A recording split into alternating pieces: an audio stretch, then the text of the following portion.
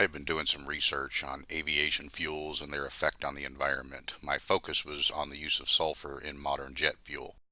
Since the Clean Air Act Amendment of 1990, the use of sulfur in various modes of transportation has slowly been reduced. The shipping industry on January 1st, 2020 has officially banned the use of bunker fuel additives, which were long proven to have many adverse effects on our health and biosphere due to its high fuel sulfur content. I have been reading through some of the various scientific tests performed in the 1990s. One study that stood out to me was called Sulfur 1 through 7. Starting in 1994, running to 1999, they were actually performed to determine the aerosol particle and contrail formation properties of aircraft exhaust plumes for different fuel sulfur contents, flight conditions, and aircraft. Another study was performed by the military and was called the Plus 100 Additives Test. Via their literature, it was for the development of high thermal stability jet fuel. Why this study stood out to me is because it also started in '94 and ran fairly consistent with the Sulfur 1 through 7 tests. I was going to share some of that information, but for right now I feel the need to talk about something else, and I'm talking about the idea of commercial aircraft being powered by compressed air. I'd have to guess, but it seems I had first heard about this maybe 2 years ago. It's not something I spent a whole lot of time researching, but out of how this could add or take away from my current research, I've decided to take another look at it. This is not about a debate on liquid fuels versus compressed air powering commercial aviation, but I am going to use the compressed air idea as a basis and try to communicate how I dissect and discern new information. However you think airplanes are powered, what is clear to me is that they are changing our skies. We are being misinformed. We are told to believe these exhaust trails we see are nothing more than water vapor and ice crystals. We are told that sometimes atmospheric conditions are such that these exhaust trails join with others and form clouds of their own. We have somewhat recently been told that these man-made clouds may actually have a cooling effect on our planet, and we better think long and hard before we decide to quit making them. This new theory is being presented to us as accidental geoengineering, and is why I am reading papers on the microphysical and chemical properties of aircraft contrails. I try not to be intentionally controversial online. I hope I can find some unity with whoever listens to this by saying I do believe we are lied to about practically everything by whoever those entities are that rule over us. I believe those entities have such a lust for power that they view our lives as entirely insignificant. Whoever they are is who I am ultimately in contention with, not you. I will say for the record, as of right now, I do not believe that commercial aircraft are powered by compressed air. But what a person believes can often become a stumbling block to finding the truth, so I have learned to keep an open mind. I have also learned not to be afraid to have an opinion nor feel any shame from what someone else may think of it. When I first hear about an idea and it grits me in some way, I then go through sort of a process. I'm not going into all the complexities surrounding that, nor does every concept take the same exact path, but for the concept of, let's just call it air power, I am asking myself things like this. When did this idea originate? Do I find multiple sources of information? What initial evidence is there for me to consider? What evidence to the contrary is there for me to consider?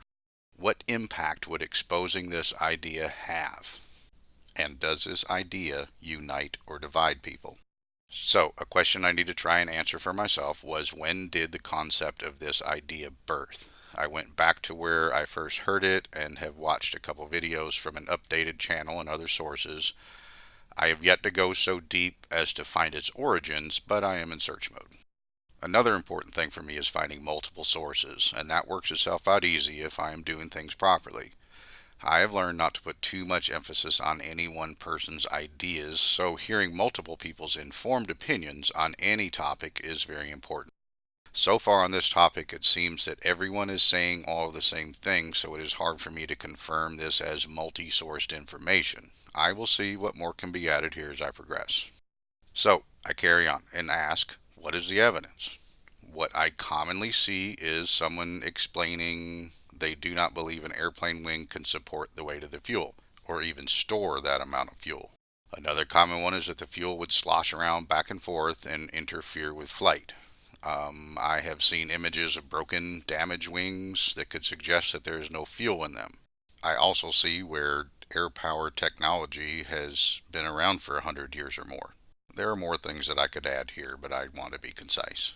Hinged directly to that, I also have to look at some evidence to the contrary.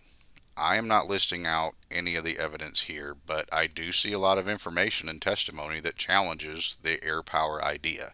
Where I am right now with this idea, I have to be careful, again, not to let my preconceived ideas or beliefs become that stumbling block. I could follow the temptation and primarily look at the data that backs up what I already believe to be true. But I owe it to myself to explore this with an open mind. I feel no shame in considering air power to be valid. What impact would this have? So let's say I start seeing validity in the air power idea. Now I'd like to have some sense of why. This is tricky because I firmly believe that I do not have to know exactly why something is before I can question it. I question everything. But when it comes to dissecting a new idea, it proves beneficial if I have one or more theories as to why and or how would exposing this truth affect the entities it opposes. In this case, I commonly see that air travel should not cost as much, as we are being charged for a product, fuel, that we are indeed not using.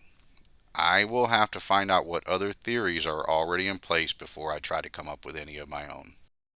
Does this idea divide or unite? For me, this is crucial as I clearly see the orchestrated agenda for keeping people divided. The mainstream is not their only platform, so it is wise for me to look at alternative ideas in some ways the same way I do the official ones. One thing I will be looking for is to see if this idea is bringing any separation in what I would call the chemtrail crowd. And that's my crowd. After 20 plus years of people questioning what they see in the sky and getting past their fears and openly sharing their opinions, I feel progress is being made. I want to see more unity here, not less. What I was researching prior to looking into air power, I will continue to research. So far, it shows very clearly that the use of sulfur is crucial in suspending an array of particles found in jet exhaust, from both the fuel and the additives. Suspension is the key process, and sulfur is the key element.